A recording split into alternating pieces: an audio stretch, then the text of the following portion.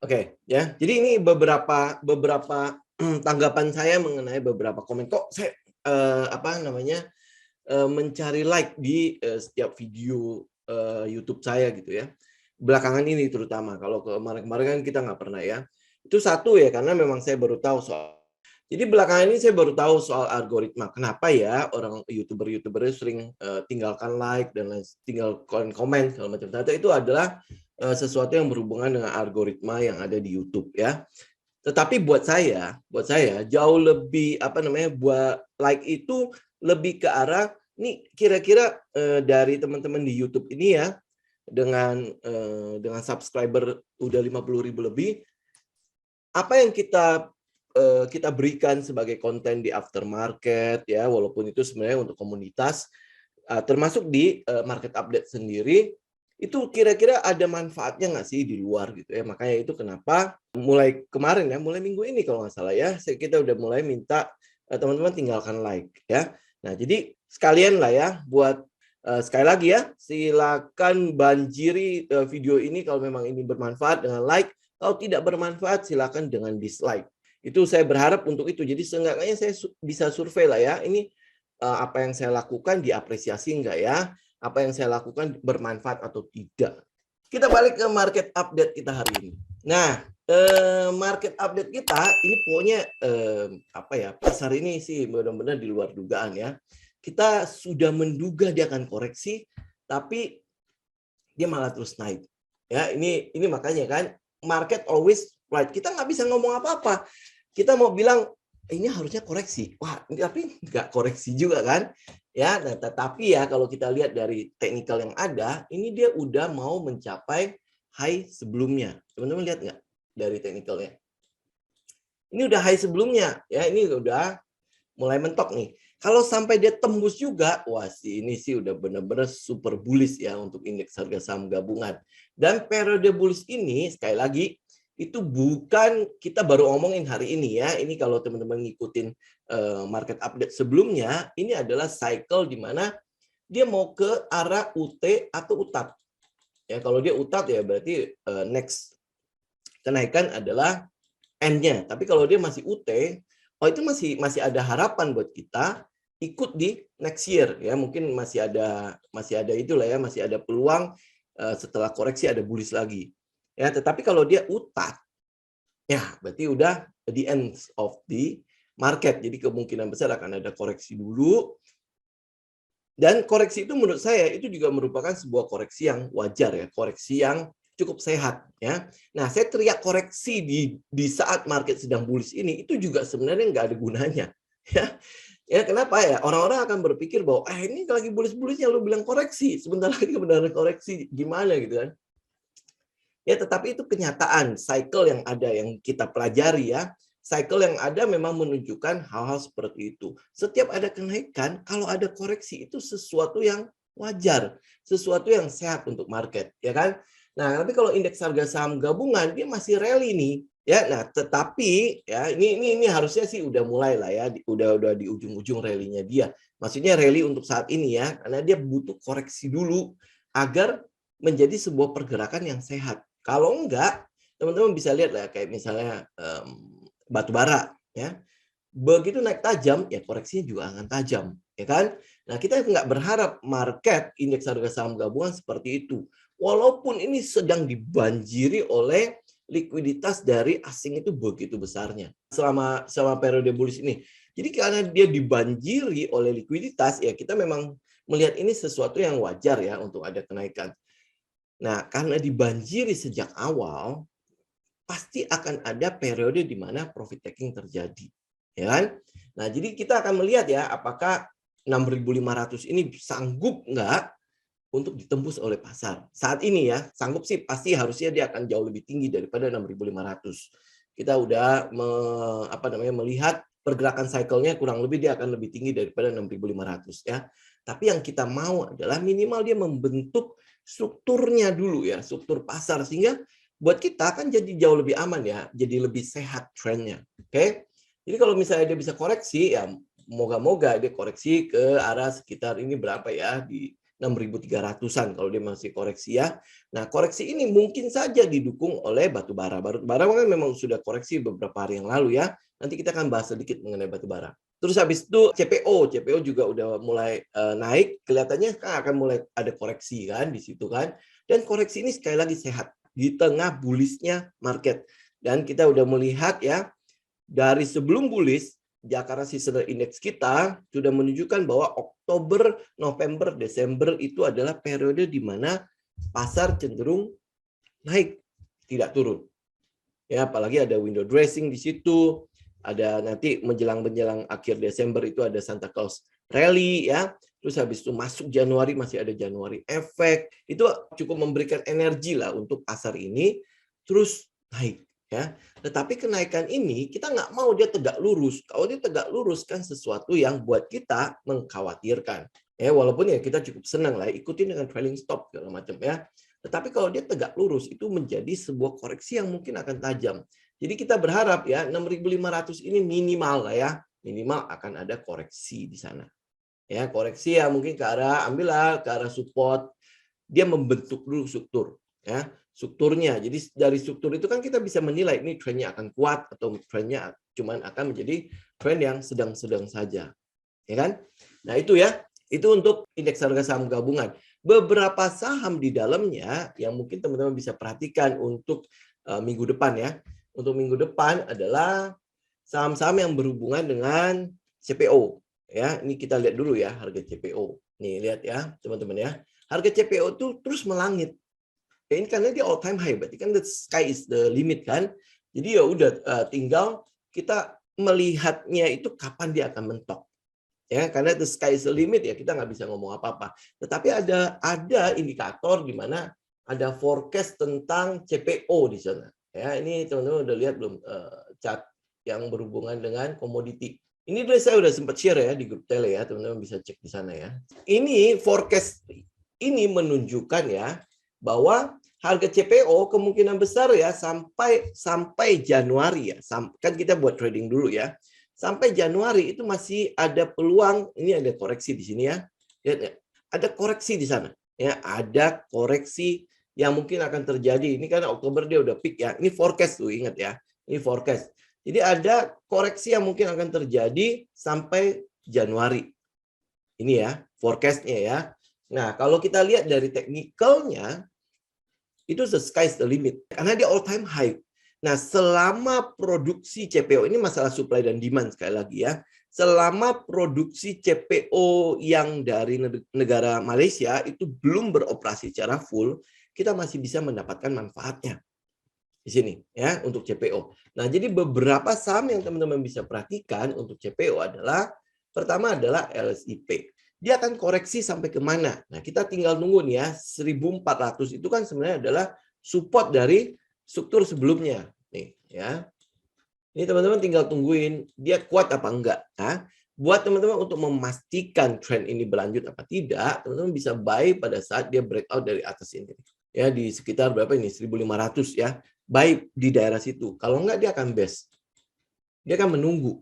Ya, kalau forecast-nya menunjukkan sampai Januari dia mungkin akan koreksi, jadi kemungkinan besar harga saham-saham CPO juga akan mengalami koreksi ke depannya.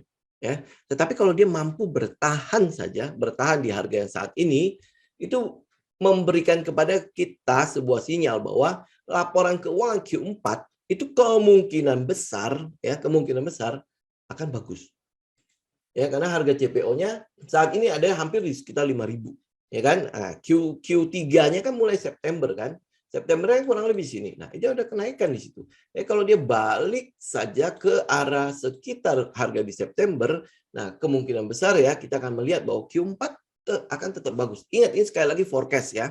Forecast. Jadi belum tentu juga terjadi, bisa jadi malah jauh lebih tinggi daripada forecast yang ada. Gitu. Jadi teman-teman bisa perhatikan ya harga saham-saham CPO. Terus habis itu satunya lagi adalah ALI. Ya dia udah mulai koreksi kan. Nah, ALI kan lebih kalau kita ngelihat teknikalnya, ALI sebenarnya jauh lebih enak ya kalau dia bisa stay aja di sana. Ya kayak di bawah nih, ya dia bisa stay aja di sana sambil menunggu ya dia kira-kira nanti harganya akan naik atau akan turun ya. Itu untuk CPO, teman-teman bisa perhatikan untuk minggu depan ya, kalau dia break ikut. Ya ikut. Jadi ikut pun ya kalau lihat forecast-nya kan dia akan koreksi nih. Ya, nah ikut berarti ada targetnya. Berarti ini cuman untuk swing saja. Capai target misalnya contoh kali ya. Target untuk kenaikan ini itu ada di sekitar 12.000. Nah, kalau capai itu ya teman-teman bisa kalau dia naik ya, kalau teman-teman mau ikutin ya teman-teman bisa trailing stop sampai di sekitar ini. 13.000 ya. Itu untuk ahli. Jadi kalau dia capai target misalnya 12.000, teman-teman merasa udah cukup melihat ada kesempatan di saham yang lain, ya pindah, silakan. Ya karena ini dari harga CPO-nya saja sudah selangit begitu ya. Apakah orang masih akan terus membelinya? Ya, apakah nanti bahan baku ini kan CPO bahan baku untuk banyak hal ya, untuk sabun lah, untuk deterjen lah, untuk kosmetik dan bla bla bla segala macam kan, termasuk untuk bahan bakar kan. Nah, apakah masih akan ada orang yang terus membelinya dengan harga semahal itu? Apalagi untuk bahan bakar ya, harga minyaknya sendiri masih cukup stabil kan, di angka hampir sekitar 80 kan, ya, di angka sekitar 80 masih cukup stabil gitu. Jadi kalau misalnya ini udah kemahalan, ya berarti mereka akan cari substitusi kan. Sama halnya dengan gas. Gas udah kemahalan, ya mereka cari batu bara mau nggak mau. Nah, batu bara udah mulai naik. Apa yang harus mereka lakukan? Berarti mau nggak mau harus menyeimbangkan yang namanya supply dan demand. Begitu supply dan demand ketemu, ya harganya udah di situ aja. Ya tidak akan ada sebuah pergerakan yang terlalu tinggi lagi atau seperti apa. Ya sama halnya dengan batu bara lah ya. Batu bara teman-teman lihat ya, sekarang udah mulai koreksi kan. Apa yang kita bicarakan beberapa waktu yang lalu, ini kan udah mulai koreksi. Ya kelihatannya akan stabil di sekitar 200-an ya. Kalau kita lihat forecast-nya untuk batu bara, mana coal. Nah, ini ya, lihat forecast-nya untuk batu bara, maka kita akan lihat ya, dia akan cenderung stabil di sekitar 250 US dollar per metric ton.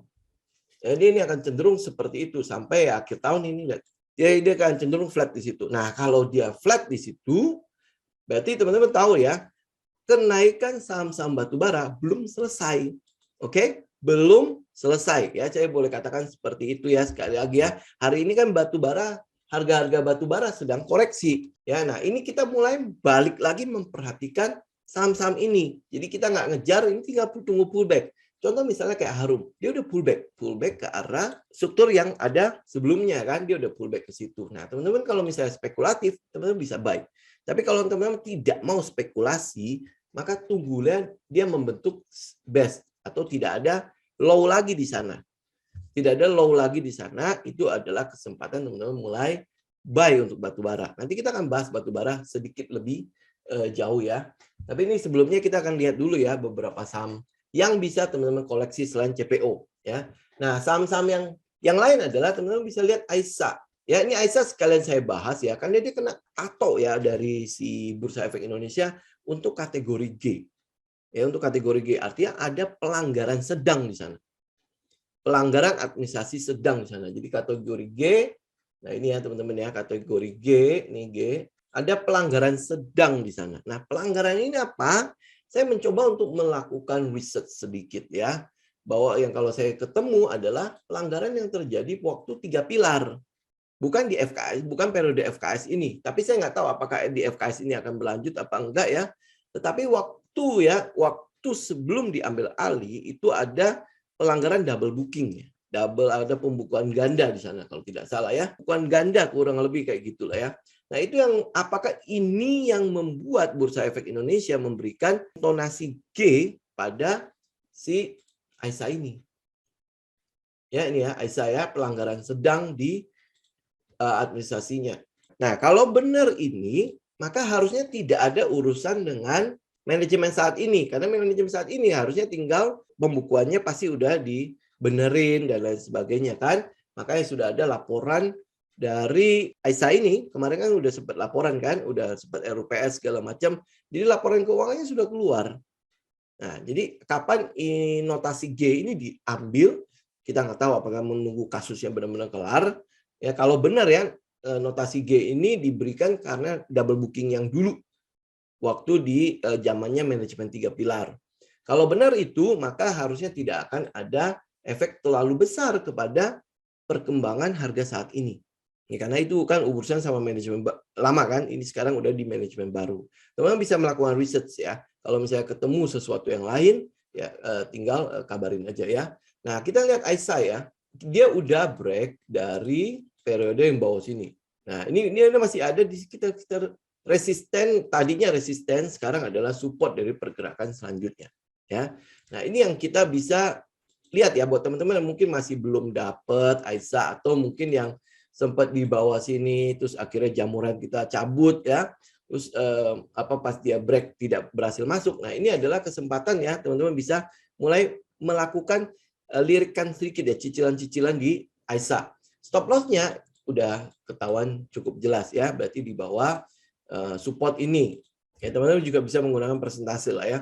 Nah, biar ini cuma biar kelihatan aja di mana stop loss-nya berada, pasti di bawah-bawah situ. Shadow yang gede-gede ini makanya kan ini menunjukkan bahwa ya benar-benar masih ada tarik menarik kan dari buyer dan seller di sana kan. Nah, kalau teman-teman cek lebih jauh lagi ke dalamnya, itu ada kalau nggak salah ada satu gajah ya, gajah asing dan gajah lokal yang mendominasi di si Aisyah ini. Ya kan? Nah, jadi kita mau melihat ya, kalau misalnya dia masih tetap bisa stay di atas, ya ini berapa ya, 234, 232, atau 230 ya, dia bisa stay di atas itu. Ini sebenarnya kesempatan teman-teman udah mulai melakukan cicilan, karena dia udah break. Ya, shadow ini benar, shadow ini gede-gede di bawah situ kan. Tapi ya, candle gede ini menunjukkan bahwa gue udah siap jalan. Gue udah siap jalan. Ini tanda masuknya gajah ke dalam si Aisyah. Mungkin iya, dia masih akan menunggu sektoralnya ikutan bergerak. Sektornya sudah bergerak loh sebenarnya ya. Kita bisa lihat ya kayak misalnya ICBP, INDF, Mayora dan lain sebagainya, dia udah mulai bergerak. Nah, sektornya mulai bergerak, harusnya pergerakan dari Aisyah kalau kita lihat ya dari manajemen baru, future values dari si Aisyah segala macam ya, itu kelihatannya memang cukup menjanjikan ke depannya. Ya, kelihatannya cukup menjanjikan ke depannya. Maka dari itu kita lihat technical. Harga terbaik untuk kita buy adalah pada saat dia break kan. Ya, itu harga terbaik. Nah, ini pada saat dia berhenti di sini, ini adalah cicilan kedua kita. Nah, kalau teman-teman belum dapat di bawah sini, ya ini adalah area-area yang teman-teman bisa incar untuk si Aisyah. Oke. Nah, mau scalping mau apa itu udah menjadi gaya trading teman-teman ya. Kalau saya masih akan melihat bahwa si Aisyah ini masih akan cenderung terus membaik. Nah, kalau dia terus membaik, ya ini sebuah peluang sebenarnya buat kita. Ya. Ya ini ya. Kalau misalnya lihat ini sekilas aja, ini A, ini B, ini kalau ini C udah selesai, berarti dia udah di periode D. Ya, periode D berarti teman-teman tinggal lihat LPS-nya di mana ya. Terus ya selama indeks harga saham kamu masih terus menjanjikan, masih bergeraknya masih terus tidak ada sesuatu yang menghalangi kenaikan dari indeks itu, ya berarti ya kita akan lihat ya Aisyah minimal lah ya, kita masih bisa lah dapat seenggaknya beggar. Ya, beggar itu berarti ya kalau teman-teman masuk di sekitar 230, pasar 230 lagi, ada di sekitar 200, 210 ya. Nah, teman-teman kalau misalnya sell di sekitar 450-an, ya berarti kan minimal di situ aja kita udah lihat beggarnya terjadi ya. Nah, trading range-nya juga kelihatan jelas ya dari bawah sini dari 190-an sampai 200 sampai ke sekitar 450 itu trading range-nya ya. Teman-teman lihat deh price cycle-nya bagaimana ya. Trading range-nya juga teman-teman pasti bisa lihat seperti apa. Oke, itu Aisyah untuk yang pertama. Nah, saham yang kedua adalah ini saham yang sebenarnya dari minggu lalu teman-teman sempat memperhatikan nggak saham ini ya. Dia udah break dan dia masih berhenti di situ. Ya ini ya. Ini break terus habis itu dia masih berhenti di situ. Nah, ini saham auto ya. Teman-teman bisa mulai masuk kembali ya di sekitar 1100 ya. Kalau dia break teman-teman ikut aja ke atas. Ini juga sama ya teman-teman, kalau misalnya cuman mau lihat range-nya doang ya, kita mau swing doang sampai ke atas ini juga ya di 1280. Jadi ini kurang lebih kalau teman-teman mengambil di area-area sekitar berapa ini 1050 sampai ke atas itu mungkin ada sekitar 20 sampai 25% ya. Itu untuk teman-teman bisa ambil di situ ya. Ini auto, ini masih bisa teman-teman perhatikan. Terus yang ketiga adalah saham ERA. Ya, saham ERA ya. Ini teman-teman perhatikan juga, ini udah dekat-dekat ya, udah bergerak terus di area trendline ya. Dia udah bergerak terus habis itu ini di sini ada area resistennya di sekitar 600, 605 ya. Dia kalau misalnya bisa break ya. Ini berarti kalau misalnya saya bikin areanya aja di sini ya. Nah, ya jadi 600 sampai berapa ini? 605 sampai 604 ya. Buat teman-teman yang konservatif ini area yang teman-teman bisa incar lah buat dia kalau dia breakout sampai ke 604 ya. Nah, teman-teman bisa mulai collect. Apalagi kalau indeks harga saham gabungan terus bullish ya. Terus kedua, mall-mall kan udah pada buka, PPKM udah mulai levelnya udah rendah banget ya. Orang-orang masih ini kan penjualan handphonenya segala macam kelihatannya masih cukup meningkat ya. Terus ekspansi yang dilakukan oleh ERA jangan lupa diperhitungkan. Ekspansi di sistem, ekspansi di produk. Jadi dia tidak melulu ada di produk yang berhubungan dengan handphone ya, mobile data dan lain sebagainya, tapi dia udah mulai ke arah kayak misalnya kosmetik. Memang kosmetik ini masih belum terlalu masih belum terlalu menjanjikan banget ya, memberikan pemasukan gede pada ASA ya, pada ERA ya. Tapi kan teman-teman tahu ya, kalau selama kosmetiknya dikelola dengan baik, ya pangsa pasar untuk penjualan kosmetik itu gede banget, itu besar banget. Teman-teman bisa tanya lah ya kepada mereka yang mungkin ya cewek-cewek lah, ya. Teman-teman lihat deh, kebutuhan mereka akan kosmetik begitu tingginya, begitu tingginya. Dan itu udah hampir boleh dibilang tidak bisa melepaskan diri dari hal itu.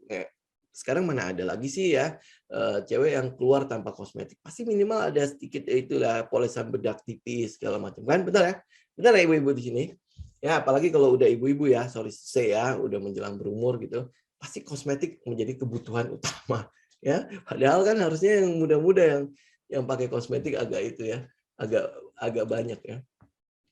Oke, nah itu ya, terus habis itu dia ada ekspansi ke arah apa itu kayak spot ya segala macam ya, teman-teman cek di situ, lakukan research ya. Kalau teman mau menggunakan ERA ini sebagai position juga sebenarnya cukup bagus ya untuk kedepannya. Nah, tinggal potensi dia bergerak sampai ke berapanya ini ya. Oke, nah sektornya sendiri kayak kemarin kan kita sempat rekomendasi S ya, S kan udah jalan. Ya, dia udah jalan, ya sempat breakout terus balik lagi ya. Nah, ini kan karena dia udah jalan, ya kita ambilkan di sekitar bottom sini kan, dia udah jalan. Nah, sektornya itu harusnya akan cukup menjanjikan ya, termasuk Ramayana di situ. Nah, ya, Ramayana udah sempat pullback di situ. Minggu lalu juga kita sempat rekomendasi Ramayana kan. Nah, dia udah mulai pullback nih. Nah, teman-teman masih bisa collect dari sekitar di 700 sampai 710. Sektornya mulai jalan, termasuk harusnya MAPI ya. Ini kan satu sektor ya, sama ERA, sama S, sama si Ramayana kan satu sektor kan. Nah, sektornya mulai jalan, ya harusnya saham-saham di dalam sektor itu juga mulai bergerak ya. Jadi perhatikan ERA, perhatikan Ramayana di sana. Ya, jadi itu ada 4 saham yang teman-teman bisa perhatikan ya. Selain itu ya, kita mungkin bahas sedikit mengenai gas ya. Gas juga teman-teman cek ya gas, sorry sebentar. UNG.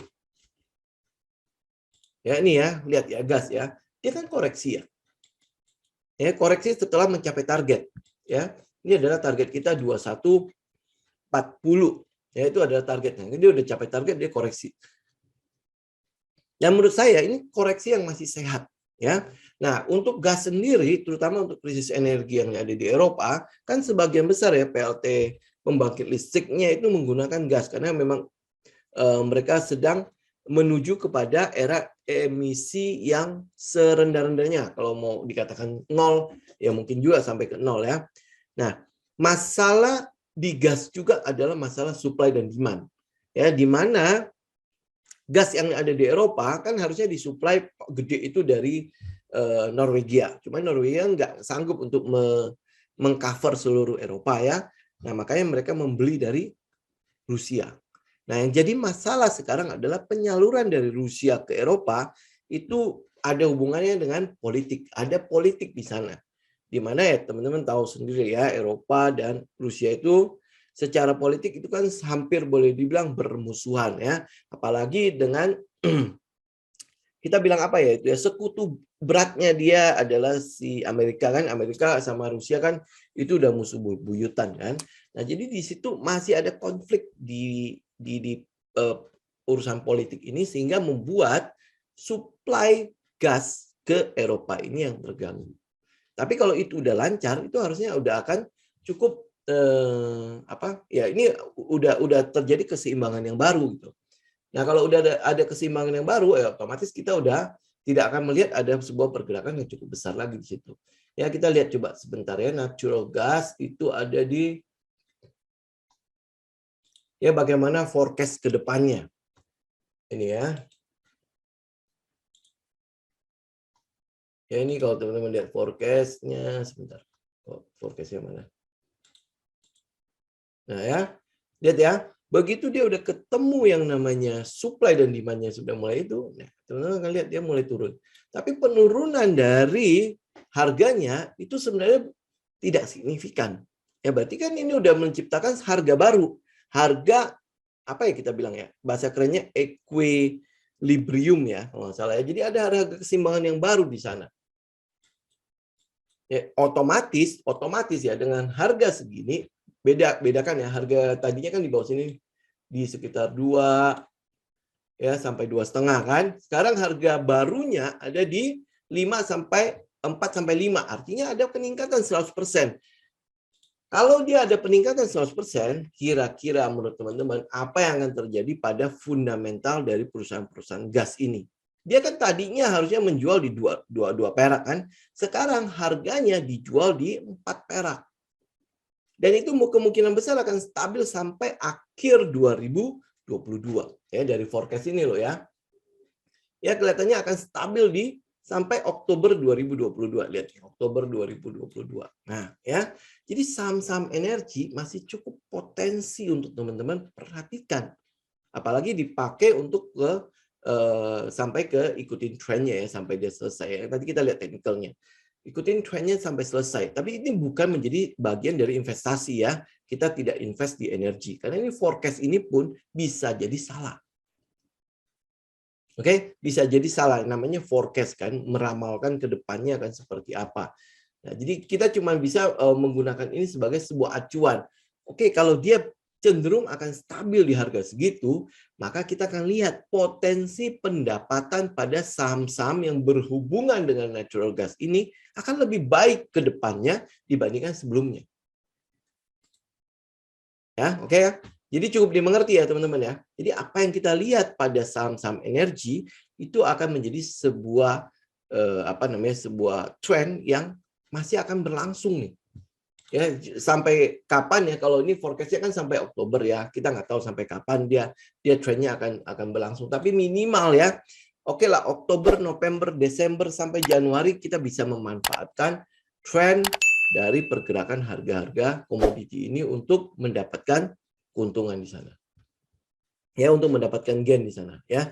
Jadi perhatikan, ini kayak perusahaan-perusahaan gas, ini Pegas ya, kalau teman-teman kemarin sempat keluar Pegas ya, lihat ya, areanya kan dia udah mulai stop nih. Ya, kalau dia bisa best di sini, kan ini sesuatu yang kita tunggu ya. Dia best di area sekitar resisten ya. Nah, ini yang kita tunggu. Oke, tunggu dia break, kita ikut lagi.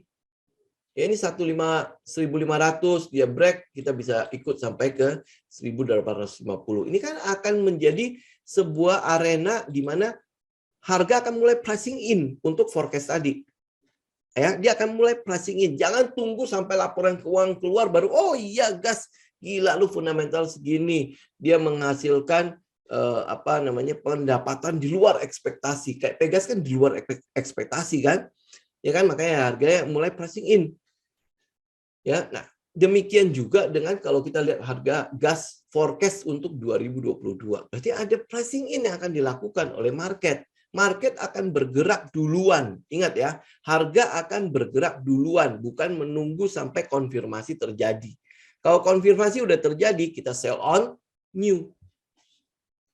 Ya, gitu. Oke? Di support. Kalau dia bisa balik ya. Kalau dia bisa balik ke sini lebih baik. Ya, lebih baik kita tunggu di sini. Tapi kalau nggak bisa, ya udah buy on breakout aja. Ya, lebih memastikan ke depannya kita akan lebih pasti. Tapi kalau dia bisa bisa breakdown ya, terus habis itu retest ke support ini lebih baik. Ya, lebih baik. Jadi kita tidak terlalu FOMO, tidak terlalu high risk karena EMA 20-nya kan di sini. Ya, jadi kita masih bisa buy-nya itu di sekitar EMA 20 akan lebih baik. Ya. Oke, nah sama halnya dengan raja. Kalau kita lihat potensi rajanya sendiri kan kita udah mulai bisa meraba kan, dia udah kerjasama sama Pertagas. Begitu pipanya selesai, penyaluran pipa gasnya itu selesai untuk Jakarta, daerah Sumatera, dia udah pasti mendapatkan jatah duduk diam aja 25% dari pendapatan pipa penyaluran gas itu. Ya, 25% duduk diam doang. Ya, oke lah sekarang iya, dia spending money. Ya, tetapi ke depannya kita ngelihat mau dia punya potensi untuk itu. Apalagi harga gas kayak gitu ya. Berarti kan ada sebuah potensi yang kita lihat pada saham-saham gas. Ya.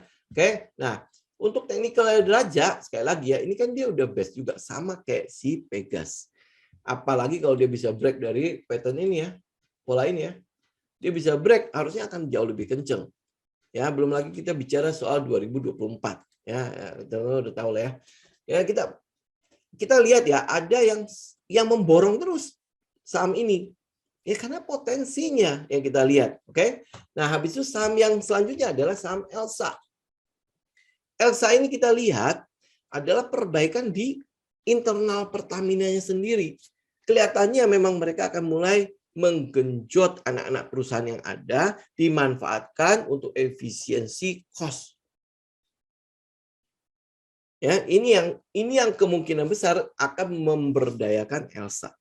Ya, kita udah lihat blok rokan kan udah dikasih ke Elsa. Ya, Elsa sudah dipindahkan ke bagian yang namanya Pertamina Hulu. Berarti dia akan cover nih pekerjaan-pekerjaan di hulu. Blok rokan udah mulai ya. Habis itu yang kemarin sempat diributkan blok apa ya? Saya lupa ya. Nah, teman-teman bisa cek lah itu ya. Ini kesempatan untuk Elsa memperbaiki diri. Kesempatan Elsa untuk bertumbuh secara fundamental. Apalagi harganya itu ada di bawah-bawah. Ya, dan dia udah mulai naik ya. Kita udah lihat beberapa kali ya. dari Elsa ini dia udah best terus break, terus habis itu dia sempat break di 326 terus pullbacknya kan udah ke arah best ini kan, ya kan. Nah itu yang kita lihat, target kita masih cukup jauh, ada di sekitar ya kalau bisa gope, kalau bisa sampai ke atas ya. Lebih potensi tambah porto di Raja atau di Pegas. Kalau saya senang adalah saham-saham yang kurus ya, kurus dalam arti dia bukan harga di premium ya, jadi pergerakan ke atasnya itu jauh lebih mudah ya, dengan hadirnya Gajah di saham-saham yang kayak misalnya Elsa, Raja ya. Raja kan masih di 200-an kan. Gajah tahu sendiri kan, dia membawa likuiditas yang cukup besar. Nah, likuiditas itu begitu masuk, potensi untuk naiknya biasanya memang saham-saham yang kurs itu ya naik akan jauh lebih cepat dibandingkan dengan saham-saham yang gemuk. Kalau gemuk memang harus datang banyak Gajah. Ya, tapi kalau saham-saham yang kurus-kurus begini, masih Elsa, masih hubungannya sama Raja gitu ya, ya dia nggak butuh Gajah yang kegedean.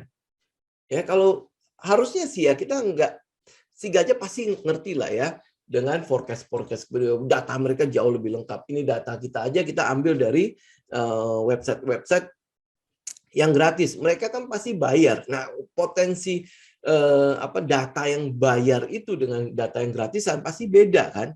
Ya kan? Nah, ini sama aja teman-teman, kalau misalnya belajar gratisan sama belajar yang bayar kan pasti beda kan potensinya kan. Kalau teman-teman bayar, effortnya kan pasti ada. Ya, ada effortnya di sana.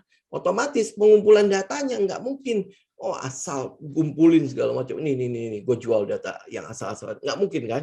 Nah, mereka bisa membeli data. Otomatis forecast mereka akan jauh lebih akurat dibandingkan dengan kalau kita lihat cuma forecast yang dikumpulkan dari ini kan trading economics ini mengumpulkan forecast dari analis-analis dan ekonomi-ekonomi yang ada ya, dikumpulkan makanya dijadiin forecast ya dengan codingnya dia lah ya. Oke, jadi itu ya, saya jauh lebih senang adalah saham-saham yang kurus dibandingkan saham-saham yang gemuk. Teman-teman juga pasti udah tahu lah. Itu ya, itu kurang lebih adalah saham-saham yang bisa teman-teman bisa perhatikan ke depannya. CPO, gas ya. Terus habis itu ada beberapa saham yang berhubungan dengan retailer ya. Di situ ada Ramayana, di situ ada apa satunya lagi, Aisa, dan ada di situ ada Auto, dan di situ ada Era di sana ya.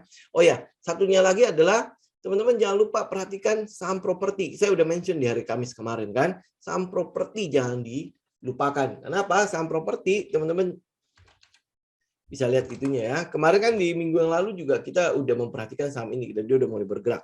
Dia udah pullback dan dia udah mulai lanjut apa tidak. Kita lihat beberapa saham properti yang sempat kita bahas juga di minggu yang lalu, kayak misalnya Delta Mas ya, dia best di situ, best di resisten ya.